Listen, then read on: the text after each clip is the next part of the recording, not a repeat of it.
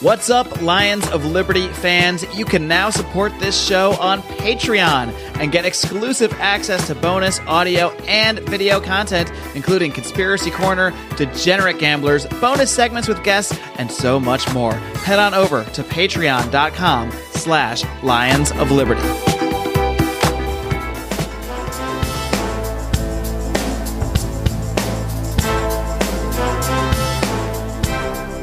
Welcome to Felony Friday, a presentation of the Lions of Liberty podcast.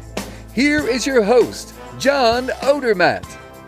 Felons, friends, and freedom lovers, welcome back to another edition of Felony Friday, a weekly show right here on the Lions of Liberty podcast. Of course, every single week on Felony Friday, I focus on shining a light on injustice in this nation's broken criminal justice system, and that's exactly what we're going to do this week. I have a great guest I'm going to introduce in just a minute here. You don't want to miss it.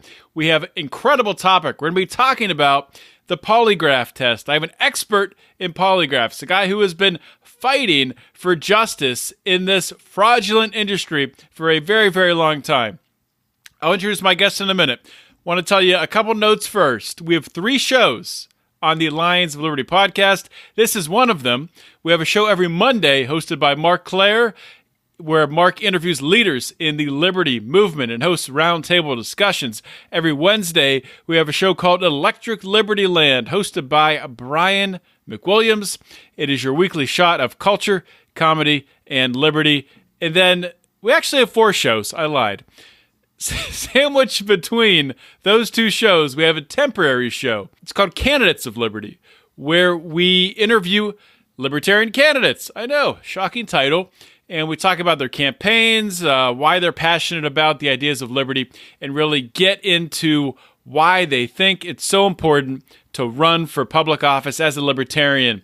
So that's every Tuesday. Be sure to subscribe to the Lions of Liberty podcast on Apple Podcasts, Google Podcasts, Overcast, Stitcher, TuneIn. You can just yell at your Alexa, play Lions of Liberty, and it'll start playing. There's so many ways to listen to the Lions of Liberty podcast. This episode, as most episodes of Felony Friday, have the full video interview on YouTube. They're all on YouTube. Some are just the audio, but most of my recent episodes of Felony Friday, you can go to YouTube and see the video of the interview. So be sure to check that out. Go to our YouTube channel and subscribe. And that's it, guys. This is the 142nd episode of Felony Friday. The show notes page for this episode, is lionsofliberty.com/FF142. Definitely take note of that, because there's a couple things you're going to want to check out that I'm going to post to that show notes page. So let's get rolling with today's interview.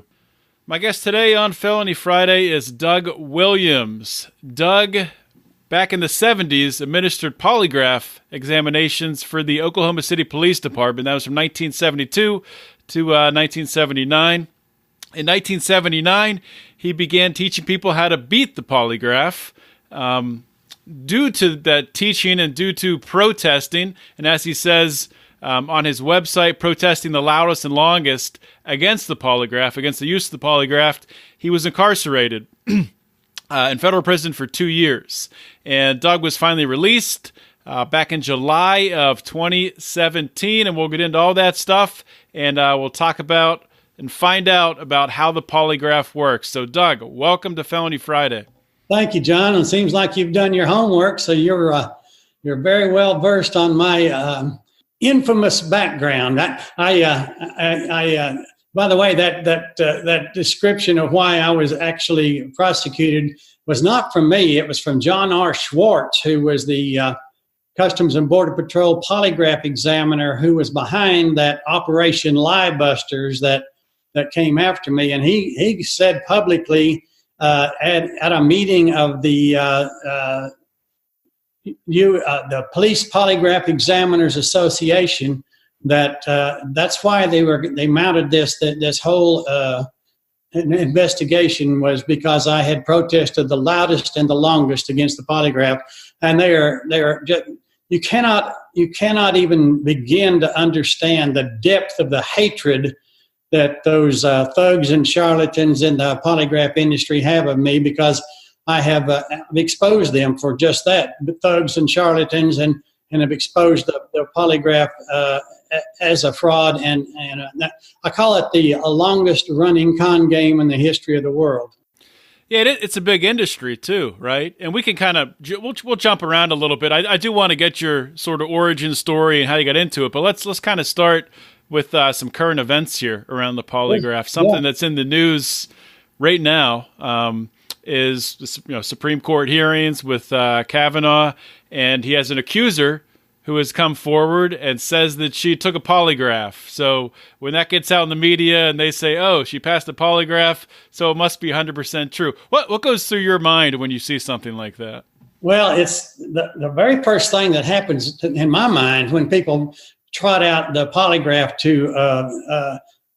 to try to increase the public acceptance of the veracity of their statements is that raises a big red flag to me. If you're telling the truth and you have a valid complaint, which I don't know whether she does or whether she doesn't, but if you are telling the truth, there's no need to bring out a polygraph to back it up. A polygraph is a desperate measure, usually by people who have a problem with thinking that people are not going to believe what they have to say. So they and it's just the timing of it was all weird, and the fact that she had taken this polygraph evidently some time ago, and then came out and made the accusation and said, I have a polygraph test to back me up. But the polygraph, there's a lot of public acceptance for it. It's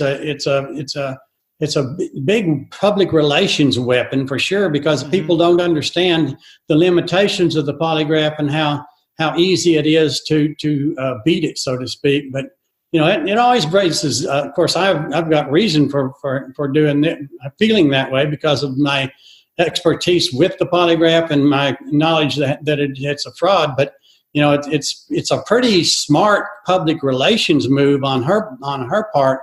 Because, and I'm sure on the lawyer's part that talked her into doing that, but it'll all come out in the wash. And most people now, I've been following a lot of that on Twitter, on my Twitter account, and it's really amazing to me how many people are now becoming more and more educated about the problems with the polygraph and the fact that it really is not accurate and reliable as a lie detector. So. Public opinion is really not going to be swayed much by waving the flag of a passed polygraph, in my opinion.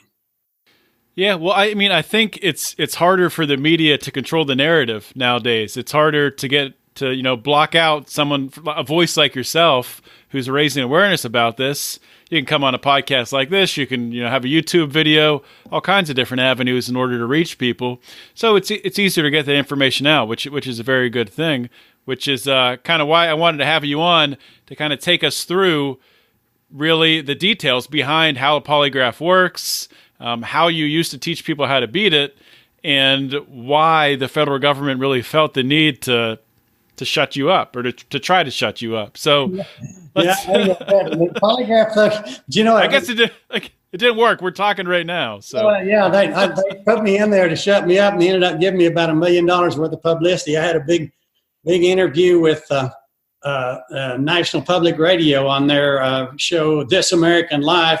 Much of it was recorded right there on the federal prison telephone at 15 minutes of whack. So, it's basically, I refer to it as the Streisand effect. I'm not sure if you're aware of what the Streisand effect is. Back at the beginning of the internet years ago, Barbara Streisand was very active. I guess she still is to some degree. Anyway, she was very active as a green type person.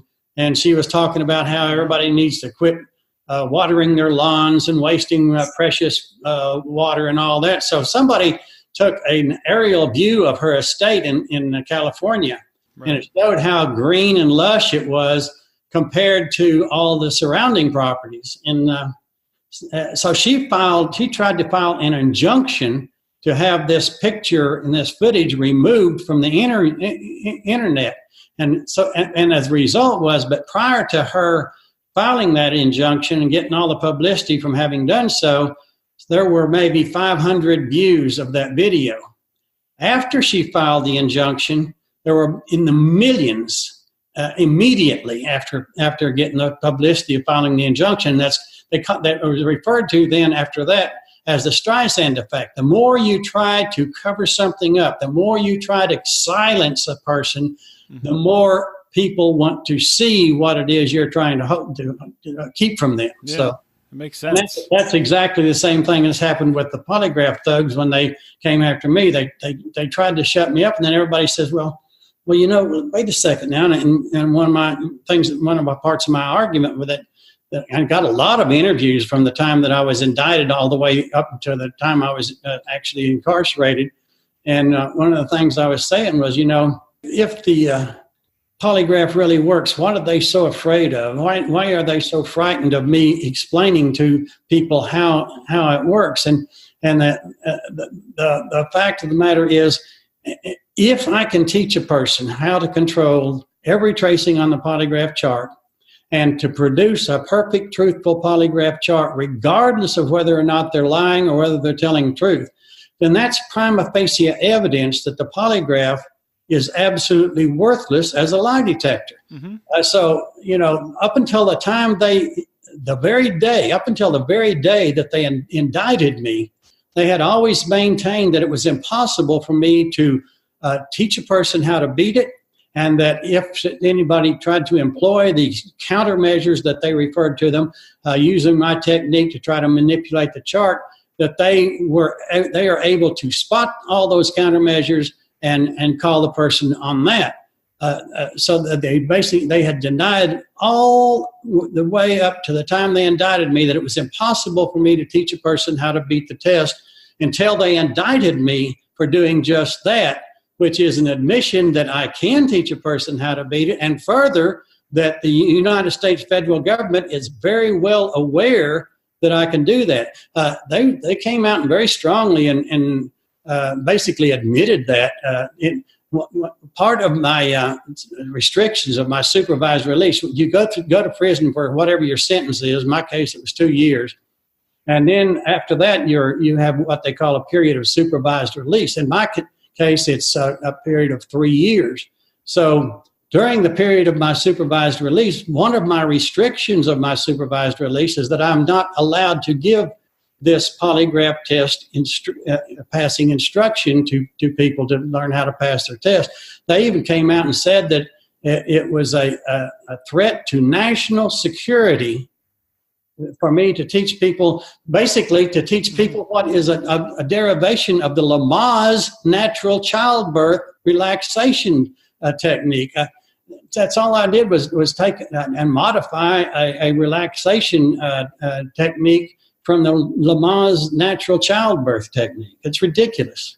It is ridiculous. And if anything, by you showing people how to beat the polygraph, you've invalidated this system of interrogation, right? This, if you want to call it that, or this technology. It doesn't work. And by doing that, you've really exposed them. But you've done that. They should be thanking you, because that's exactly right. And I've always said, they've maintained for many years that and then they even came out and said it in the court hearing and in my motions. I filed a motion per se when I was in prison to get that restriction removed. They denied it. The judge finally ruled on it. Now I'm in the appellate court, 10th Circuit Appellate Court, filing all of my own appeals by myself. They keep saying that it's a threat to national security. And in one of my appeals, I said something to the effect that, okay, now the government says that it's a threat to national security for me to do this training, which basically, as I said, is just a training and a relaxation technique. Mm-hmm.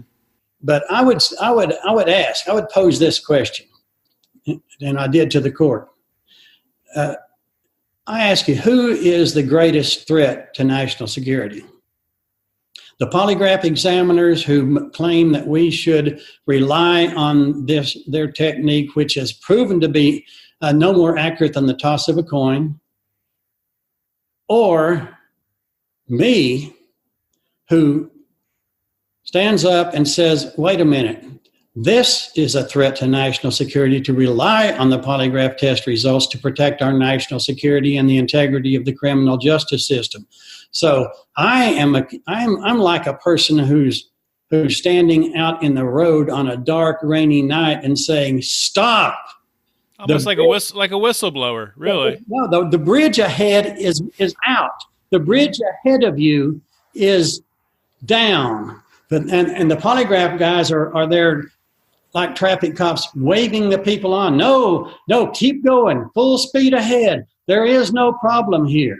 There is no problem here. The polygraph is 100% accurate. Well, they have a vested interest in doing that because it's a $4 billion a year industry, and they don't give a damn how many people get hurt by being falsely accused of deception or how much in jeopardy the country is by relying on that ridiculous technology to protect our national security, as long as they can continue to line their pockets. That's all they care about.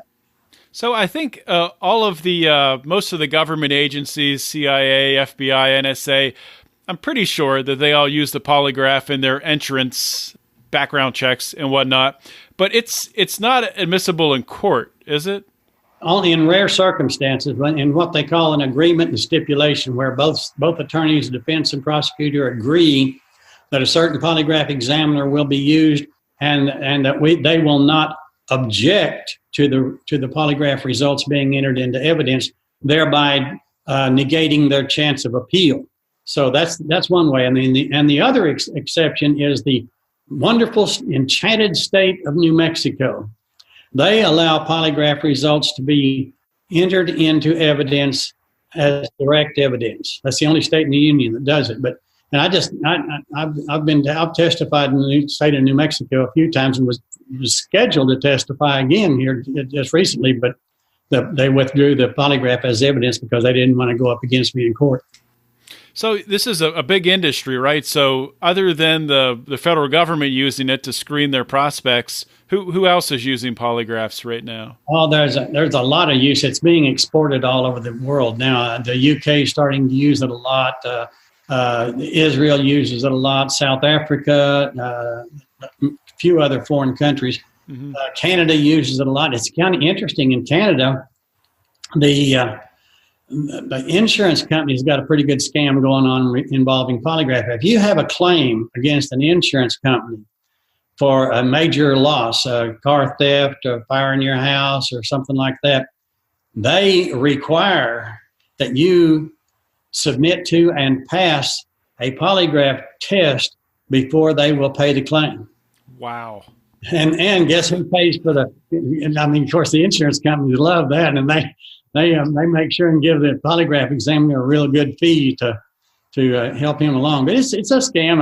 A lot of course, police departments use it. All the federal governments, the military, the intelligence and law enforcement sections, and CIA, FBI, NSA, Secret Service, Department of Homeland Security, all of those use it. And then many major police departments use it. And then, of course, I was one person most responsible. I'm not saying that. The American Civil Liberties Union said that. I was given an award, a volunteer advocate award, for being the one person most responsible for the passage of the Employee Polygraph Protection Act, which prohibits its use in the private sector. I testified in Congress in 1985 and lobbied for passage of the bill until it was passed into law in 1988. And in one fell swoop, we put about 10,000 polygraph examiners out of business overnight. So you can understand why they hate me, because I took away literally billions of dollars worth of business from them. Back then, there were 8 to 10 million people a year having to submit to polygraph examinations one day. And in the next day, it was a violation of federal law to even ask anybody to take a test. You know, it's really amazing. So that passed, you said 1985 is when that went through? I testified in Congress in 85, and it was passed into law in 1988. 1988, okay.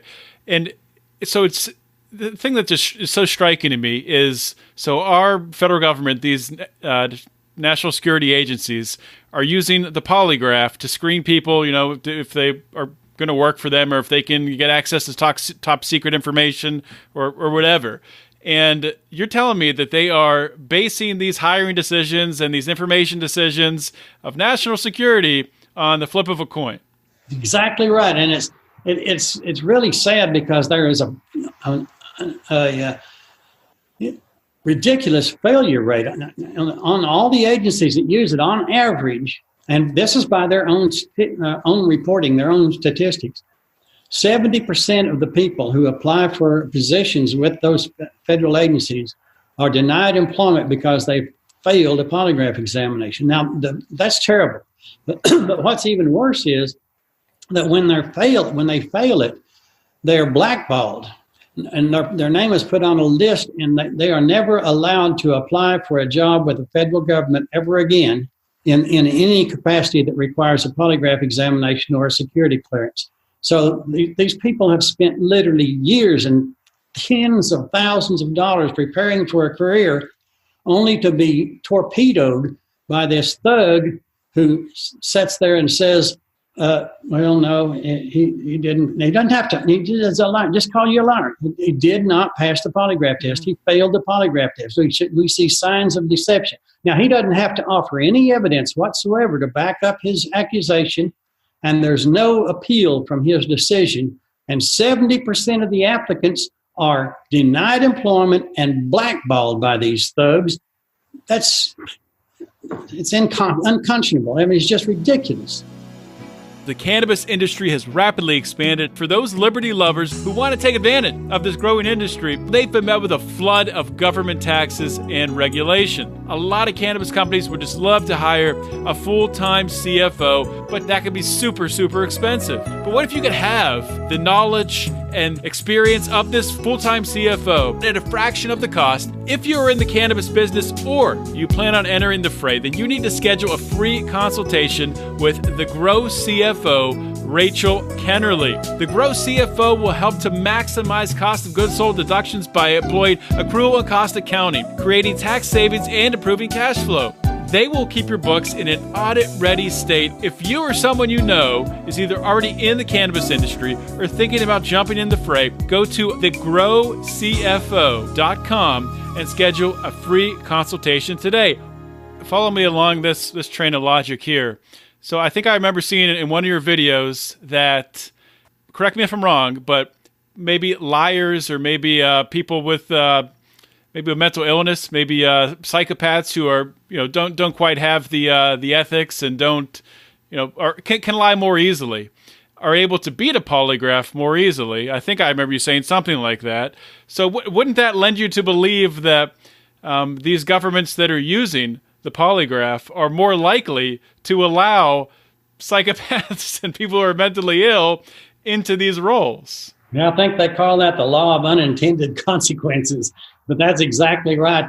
And I said, my empirical evidence has shown, and this is based on over 6,000 polygraph examinations that I personally have run, and then to the 40 years of hearing stories from people whose lives have been ruined by that, that there's just, it actually has a built-in bias against the truthful person.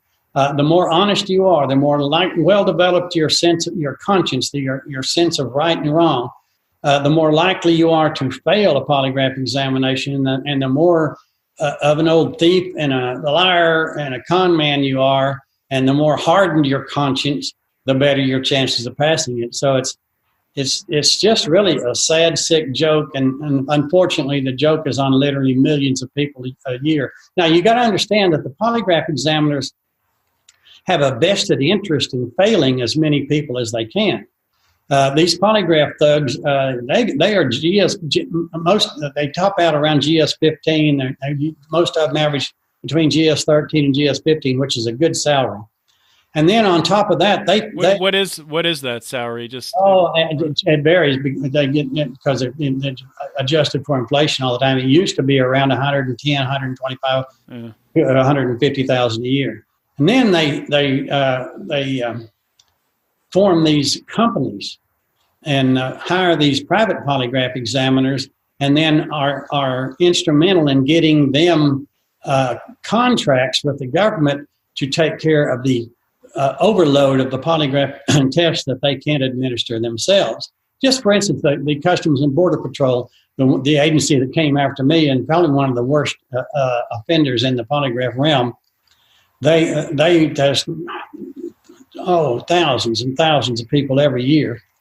And the polygraph firms that are employed and contracted with by the Customs and Border Patrol, I saw a report here a couple of years ago, and I'm sure it's probably gone up by now, but even back then, they were charging $2,200 a test. So you got to figure, okay, well, if we go in there and we hire everybody that comes in and looks to be reasonable and does a fairly good job on the test, then we won't be running that many tests. But if we flunk about 70% of them, then we get to run test after test after test at $2,200 a whack. So, like I said, they have a vested interest in failing as many people as they can because the money's there for them to do that. So, but you talked about earlier about how does this polygraph work? And let's get into the details of that. Yeah. Why do we rely on it so much? I guarantee you that people, when they understand, and I go through and explain, I used to put on seminars a lot and teach people how to pass it. And before I was in my crusade. By the way, a quick plug for my book, my new book from the False Confessions, the True Story of Doug Williams' Crusade Against the Insidious Orwellian Polygraph Industry, will be published soon. I'm getting really close. I'm getting a really good agent. Anyway, I go through there and talk all about my crusade that was started in 1979 and continues to this day. But before I got the Employee Polygraph Protection Act passed, I used to bring people in and train them on how to pass it because everybody had to take it from a job for 7-Eleven to bank tellers, you name it. They had to take a polygraph test to get the job and to keep it. And so I would go through there and put on the seminar and had my own polygraph, and I'd set them up and I'd say, okay, now let's first understand how this thing works. And so that in understanding how it works, you will then be able to understand how easy it is to manipulate it and to produce a truthful chart. And so you won't be intimidated by these guys when you go in and take the test. And you'll know that you can produce a truthful chart. So I would start off and I'd say, okay, then I had my polygraph there. And I would bring my polygraph up and set it up. And the polygraph is and you can see videos on my website, polygraph.com, that explains all this and demonstrates it. I've demonstrated how to pass the test and how it works for probably 100 times in the last 40 years. But anyway, so the videos are there, and you can when you finish listening to this podcast, you can go over there and see what I'm talking about. Yeah, I'll post one of them on the show notes page so people can see it right there. Yeah. Look at it and see what I'm talking about.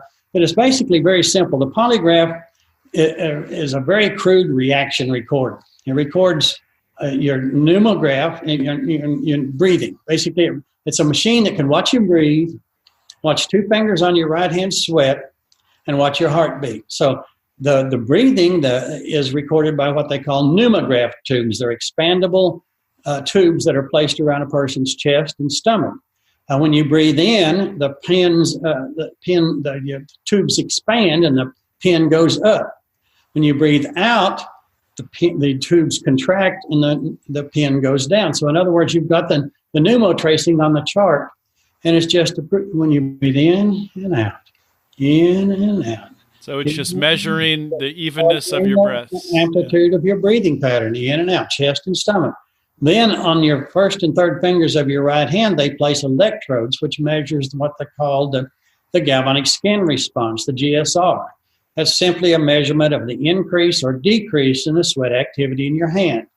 The more you sweat, the higher the pin goes. The less you sweat, the lower the pin goes. So it's just another tracing that's traced out used to be traced out on a rolling sheet of paper. Now it's on a computer screen. Still the same thing. Then they measure what's known as the cardio tracings, basically the heartbeat. They place a cardio cuff around your left arm, which is similar to what the doctor uses to test your blood pressure, and you pump it up halfway between the systolic and the diastolic, and it measures your heart rate. Every time your heart beats, the pin moves up and down, so it does the tracing of the cardio. So you got your pneumotracing, watching you breathe. You got your GSR tracing, watching the sweat activity on your hand, and you have the cardio tracing, measuring the heart rate, blood pressure, and pulse rate. Faster your heart beats, the faster the tracing goes. Right, and right. the higher your blood pressure, the higher the tracing goes. Very simple, very crude reaction recorder that records your blood pressure, your pulse rate, sweat activity on your hand, and your breathing. So it can watch you breathe, watch 2 fingers on your right hand sweat, and watch your heartbeat. That's all it can do. It can't. And this has been the same technology since you started in the 70s until today. The same technology since it was invented by Dr. Larson back in 1921. Has not changed one bit. Not one bit. The only technology that we use that is like the technology that was in existence in 1921 is your basic toaster. That's it. Yeah. Now, they still they entrust our national security to these jokers, these charlatans, with this what is really nothing more than a magic 8-ball. Actually, a magic 8-ball is probably more accurate most times. So, go ahead. I was going to say, so how would you, if somebody, so let's say it's somebody who came to you back when you were teaching these for job interviews, and they said, I get nervous when I'm, really just answering just regular questions. How do I make sure I pass this polygraph? Well, that's very simple. All you got to do is understand how the polygraph is scored. There are 2 different types of questions on a polygraph: relevant and control. Now, the relevant questions are obviously those that pertain to the point at issue. If we're doing a job interview test, then obviously those questions that are relevant questions will be: did you tell the complete truth on your job application? Are you withholding any information that would impact your employment? Do you have any nefarious reasons for seeking this employment? Questions that pertain to the point at issue, whether your fitness for the job, basically. Then they intersperse in there what's known as control questions. Very general in nature, non-specific in terms of time. Have you ever lied to anyone to trusted you? Have you ever stolen anything? Have you ever hurt anyone? Just general questions that are called control questions. So they ask you a relevant question and then a control and a relevant control. So they ask you the relevant questions and intersperse in between the relevant questions. They intersperse then the control questions. So in order to pass the test, you got to understand how the polygraph is scored. In order for you to pass a polygraph test, and in order for you to be designated as being truthful, then you just simply have to have a reaction on the control questions that is greater than your reaction to the relevant questions. So it's logical to assume that if you have a reaction and your heart starts to beat faster and your fingers start to get sweaty and your breathing becomes erratic when you're asked, have you ever deliberately hurt anyone, as opposed to did you lie on your job application, it's logical to assume that the control question bothers you more than the relevant question. Therefore, it's also logical to assume that you've told the truth on the relevant question. If the reverse is true, and you have a reaction on a relevant question that is greater than your reaction to a control question, then they assume that you have lied. So the way to pass it then is to understand the difference between the control questions and the relevant questions. And then when you're asked the relevant questions, you don't internalize, oh my God, he's asking me if I lied on my job application and I didn't tell him about the job I was fired for because I came in drunk or whatever. So what you do is you just go through this little relaxation training in your own mind. You can do it yourself and say, okay, when I'm going to listen to the questions only to identify them for what they are. I'm going to listen to the questions, and when I hear the relevant questions, I'm not going to worry. I'm not going to internalize the question. I'm just going to identify it as a relevant question. And when I identify it and label it in my mind as a relevant question, I'm just going to think about laying on the beach, watching the waves gently rolling into the shore, wave after wave, gently rolling into the shore. And that trigger for inducing that calm, relaxed feeling of laying on the beach is simply to label the relevant questions as relevant questions. Then, when you hear the control questions and label it a control question in your mind, you simply think of the most frightening experience you've ever had. The time you got bit by a snake, or wrecked your motorcycle, or fell off the cliff, or dang near drowned. Whatever comes to your mind that induces a feeling of intensity, a feeling that you're in jeopardy somehow, to trigger that fight or flight response in you. Mm-hmm.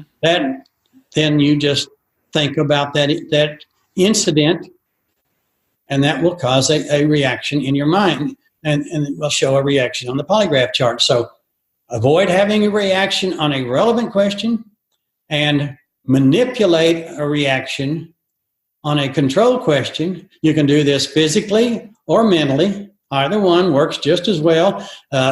Physically, it's just simply keeping a nice, calm breathing pattern on all the relevant questions. Keep yourself calm. It's just simple biofeedback.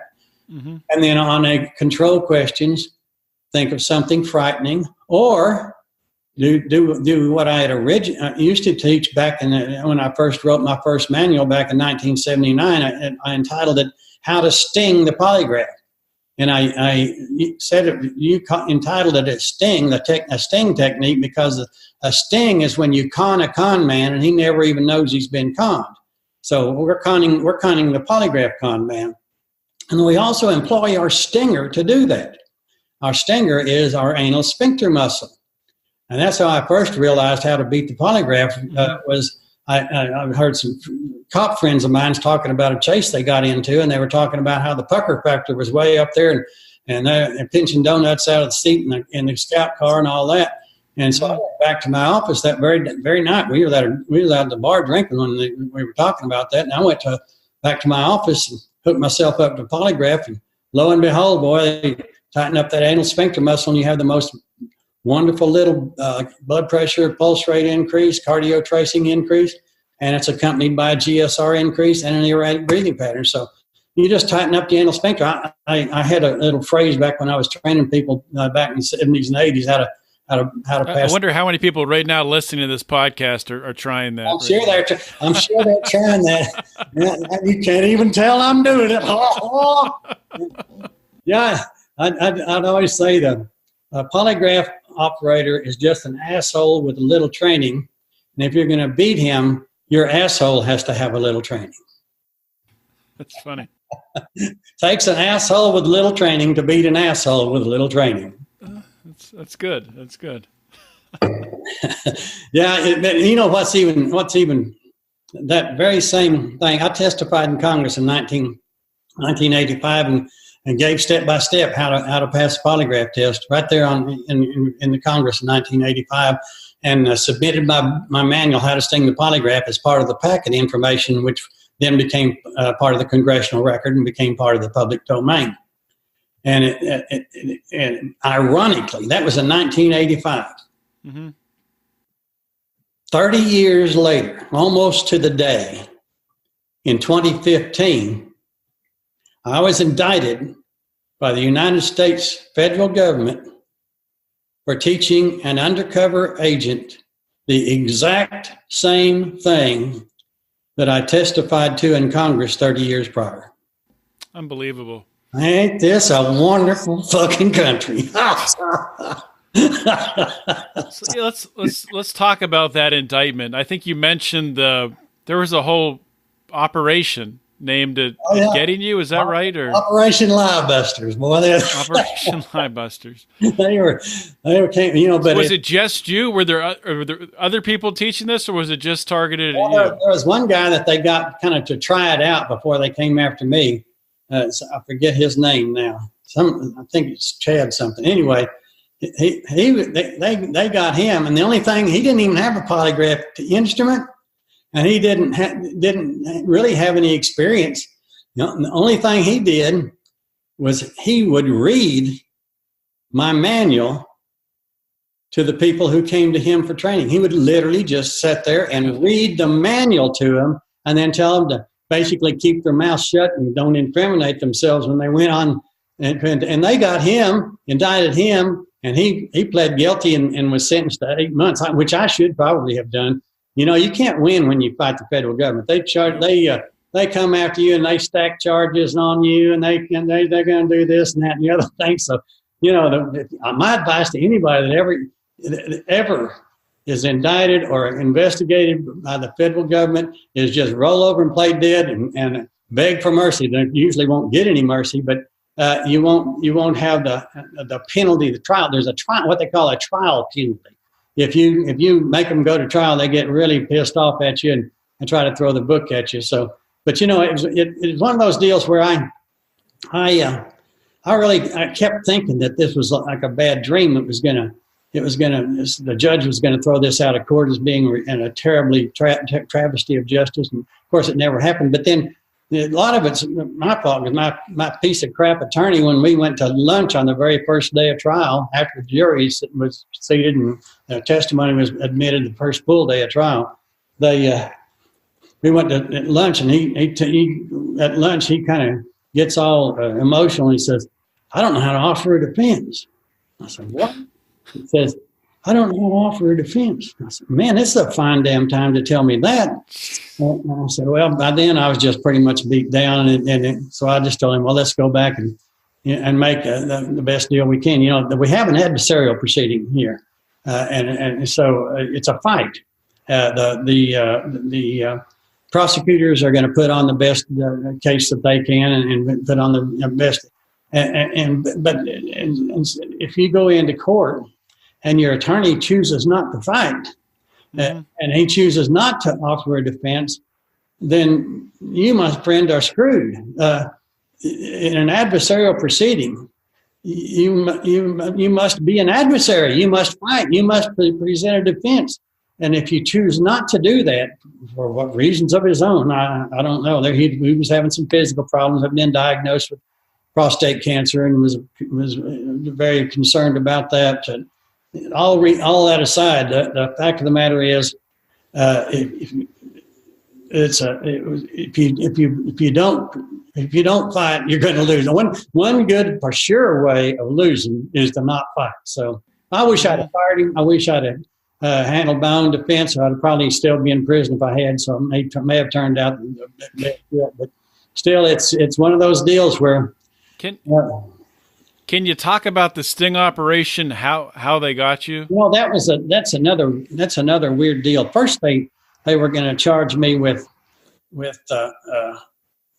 they investigated me for 3 years, and they were going to charge me. Had 100 different federal agents involved in it. 30 different federal agencies at one point or another, to some degree or another, were involved, and they were going to first charge me with obstruction, and they realized, well, no, you can't do that. You can't work a conspiracy. They were going to conspiracy, but you can't do that because you can't conspire with a federal officer. So, well, we have to come up with something else. So then they came up with witness tampering. 3 counts of witness tampering. 2 of them were from these undercover agents who came in and supposedly lied. Well, they were lying. They supposedly told me they intended to lie on a polygraph examination, although there never was really clear that they had said that, and I never did tell them to lie. But that's all it's that. I didn't get a chance to put any of that in court because we didn't fight it. We didn't present our side. So that's that. But so they came up and said they was going to charge me with witness tampering. 2 counts of it was these undercover agents teaching them how to beat the polygraph test, supposedly. And then the third one was an email that they had recovered from. They came in and took everything, my computers, phones, everything, and they went searched through all my emails, and they finally found one that's one unidentified woman. They didn't know who she was. I'm assuming it was a woman because her name was a woman, but they didn't know who she was, or even if it was her name. They were never able to talk to her or trace her down in any way. And I, of course, didn't know who she was. But she had said, "I'm going to take a polygraph test for a police job, and I may not want to or be able to tell the complete truth or something." So I just gave my stock answer that I did to everybody that ever asked me anything. I'd say, "Oh, it's no problem. Get the manual, get the DVD, look them over a few times. you have any questions, give me a call. That was the third count of witness tampering there. And then they took your computer, searched everything, and that was all they found. Yeah, and then they gave me 2 counts of mail fraud, 3 counts of witness tampering and 2 counts of mail fraud. And the mail fraud was because I had gotten my fee for the training through the mail. Now, I can understand that if I advertised that I could teach you how to beat a test or pass the test, and was not able to do that, then that would constitute mail fraud.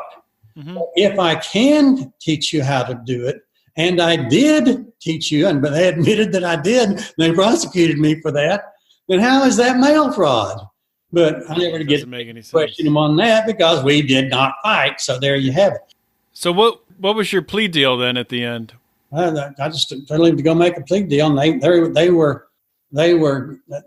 gave us this really good deal. They said they were going to merge all 5 charges into one, and then they would get me on they would ask for the lower end of the sentencing guidelines, whatever that was. And of course, that turned out not to be true. They gave me pretty much the upper end of it. Then they made me forfeit. One undercover agent, I flew to see him. The other one, he came to see me, and they made me forfeit all the money that I spent on that they had sent me for airfare and for my fee. They made me pay all that to the government. I had to pay so basically I paid my own airfare and gave them back all the fees that they had paid me for the training. It's kind of like the way in China, you have to buy the bullet that they use to execute you. It's kind of what happened to me. Yeah. And what's even worse than that? Now listen to this. When they seized all my computers and everything, they got a list from my email server, or from my. I used to take payments online through credit card processing, and they got records of all those. They got records of 4,900 and something, 5,000 people who had either purchased my manual and DVD or got personal training over a period of like 7 or 8 years. 5,000 people. And they went out, and I listened to the interviews from the tapes they gave me through Discovery. And every single one of them, they'd start off the interview by saying, "We're not after you, we're after Doug Williams." And they would ask him, did he ever tell you to lie? Or did you ever tell him you were going to lie? Or any of that? Not one person. And they sent hundreds of FBI agents out all across the country and interviewed every one of these people. Not one person out of those 5,000 people ever said that they told me they were going to lie, or that I ever told them to lie. So they ended up having to come along with these manufactured crimes of these undercover agents who they came in and lied about lying. And then they charged me with witness tampering. Of course, they weren't witnesses to anything. They were lying about everything that they said.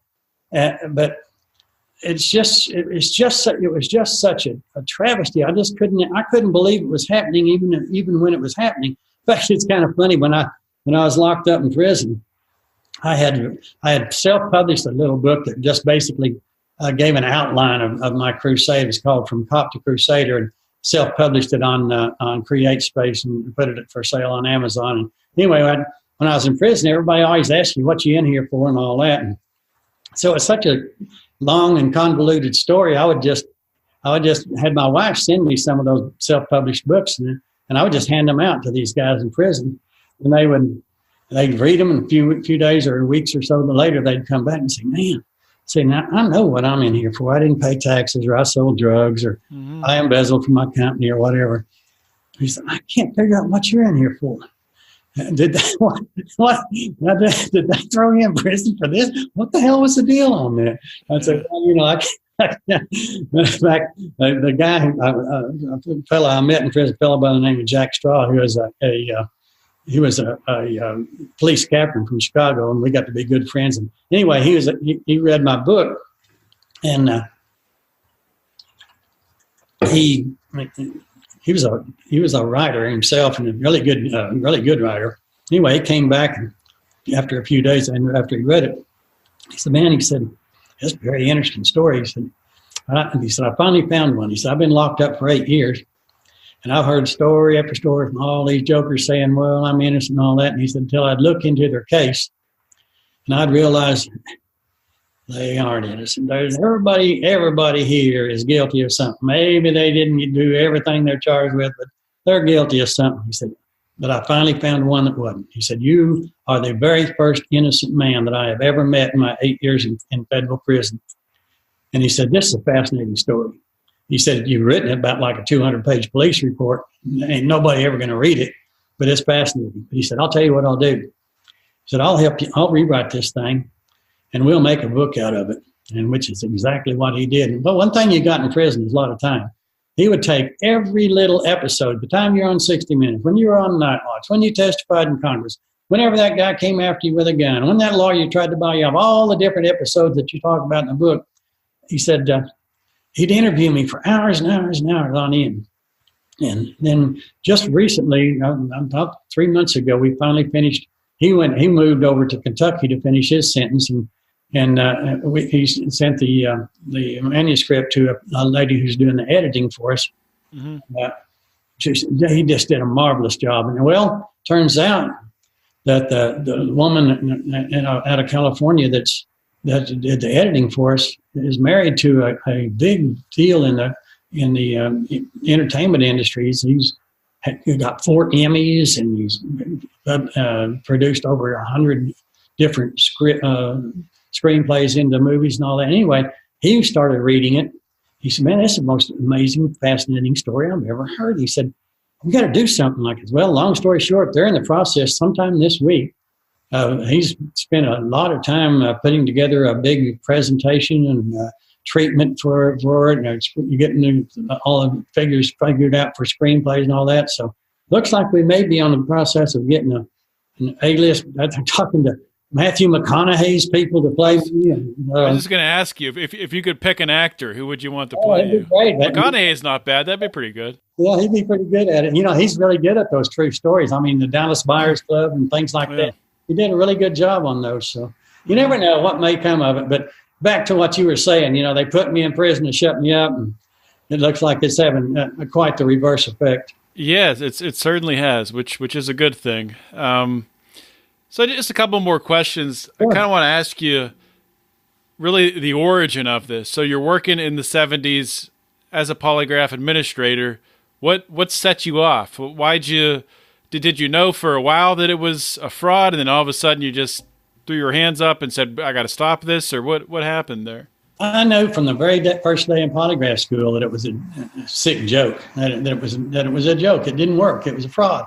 In fact, I remember I went to polygraph school in 1972. They sent me to a national training center of lie detection in downtown Manhattan in New York City. And one of the guys I got acquainted with was in the hotel room next to me, and he was in the polygraph school with me. He was a retired FBI agent. And we went to the school the first day. And after school, we came out and I said, let's go grab a bite to eat. He says, I ain't got time. He said, I got to pack up. I said, what are you talking about? He says, I'm going to leave. He said, I can't countenance this. It's a fraud and it's a sham. And he said, I just can't be involved in it. I said, man, you're going to lose your money for the school, which was a considerable amount. Mm-hmm. And he said, no, I don't care. He said, I just can't do it. And what he had planned to do was have a second career as a polygraph examiner after having retired from the FBI, but he just had too much integrity to do it. And I said, well, I can't leave. I know it's a joke too. I know it's a fraud, but I also know that it's a damn good psychological billy club. I know I can be a really good interrogator with this thing, and I know I can get a lot of confessions. And so I'm gonna stick with it. And so anyway, that's what I did. I went back, and I was a really good hog killer. I mean, I was the best interrogator ever. I got lots of confessions, scared the hell out of a lot of people, but it just started wearing on me more and more every year. I got to have a really bad drinking problem, and I was just trying to sear my conscience, I guess you'd say. But I think one thing I know I came down, I relate this story in the book. One other thing, I came down real hard on this woman who was trying to pull some political strings. She was the sister-in-law of the city manager. Mm-hmm. And, was the police chief, and my major supervisor came in and told me before she came in to go easy on her. Well, that's just like waving a red flag in front of a bull. And I mean, I came down hard on her and did get a confession, but it was very, very hard on her emotionally. In fact, she kind of almost went into a catatonic state, got on the floor in a fetal position. And one of the things she said to me was, why are you doing this to me? And I said, well, I got the confession and cleared the case, but there was no need for that. There was no need. It was just the idea of my ego and my pride and my I don't know how you call it. It was just the idea that how dare you, bitch, come in here in my office and think you're going to lie to me and get away with it because you pulled a few strings and you got the chief to come in and tell me to go. I'll guarantee you, not only am I not going easy on you, I am going to utterly destroy you if that's what it takes. I win. I always win. And anybody that comes up against me loses. Simple as that. There is no other way. I don't know how else to play the game. And that's just the way I was. But after a while, it starts to get to you. And then I saw more and more evidence of how it was terribly abused in the private sector. I did a lot of work privately, running pre-employment tests for different places. I made a lot of money doing it. But I'd hear them in their meetings. Well, I hit the local drugstore for 50 tests to fill 3 openings, which meant they probably called 45 or 47 people liars just so they could keep running test after test after test, which is what we still do. But I couldn't countenance anymore. And I think the final straw was when I did, in fact, learn how to control and manipulate every tracing on the chart. I thought, well, not only is it an insidious Orwellian instrument of torture, but it can be beaten very easily. And, if I'm not the brightest bulb in the tree, so if I can figure it out, there's no doubt a lot of other people have figured it out too. So, and I didn't think it would take this long. And I certainly had no idea I would have to suffer this much or put up with all the stuff that's happened to me just to tell the truth, just to protest against something that is an obvious fraud. That's self-evident when I explain to people how it works and how crude it is. They're just astounded that we even still use it. But it's a real hard thing to kill a myth that people like. They want to believe in it. The government wants to believe, although they know it doesn't work. Just people always say, if the polygraph doesn't work, why does the government still use it? And I always say the best answer I ever heard to that was from President Nixon. He says, quote, I don't know how the polygraph works. I don't even know if it works. But I do know it scares the hell out of people, and that's why I like to use it. Yeah, fear. Fear is very, very persuasive. And the government does not like to give up things that they use to keep people in line. I saw this tweet the other day, and I knew it. They just reminded me of it with all the talk about polygraphs here. You understand? You remember that the Benghazi deal with those contractors there? Do you know that when that was going on for a year and a half after that, those guys had to take a polygraph test every week to make sure they weren't leaking to the press. Every week. Really? Yeah. Yeah, and that's just the fear. That's how they control. It doesn't matter if they're. Yeah. And the government will not give up easily, relinquish easily something that they use to control the people with. Yeah, well, that's just incredible. Really, really fascinating getting to talk with you, Doug. I'm really glad that actually had we have what we call our Lions of Liberty Pride. It's our patron group, some supporters that help us to fund this show. And I sent out a message to them asking, does anybody know anyone who's an expert in the polygraph and beating the polygraph?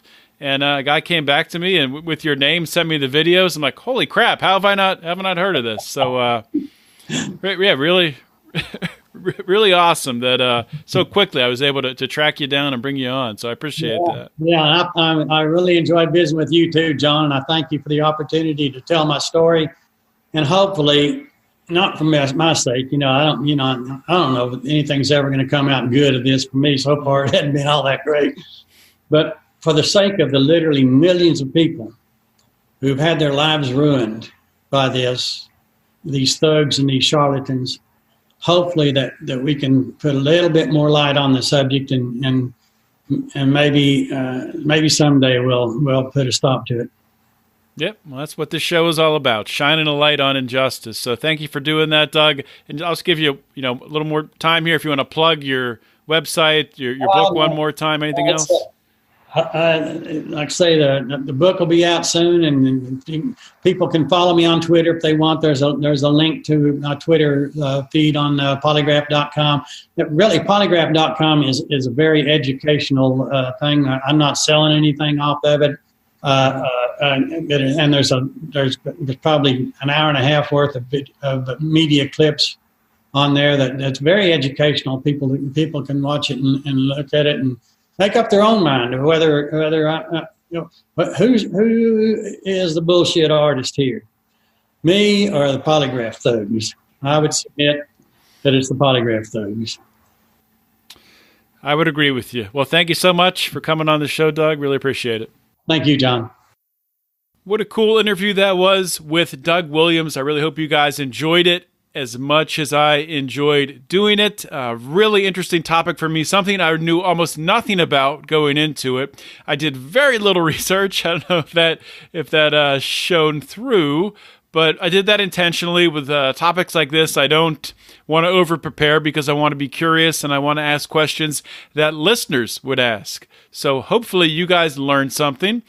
If you were a polygraph expert coming in, you probably didn't learn much of anything, but I think most of you probably are not. One thing I had no idea about was that polygraph technology has not really evolved at all over time. It's the same machine that it had back in 1921.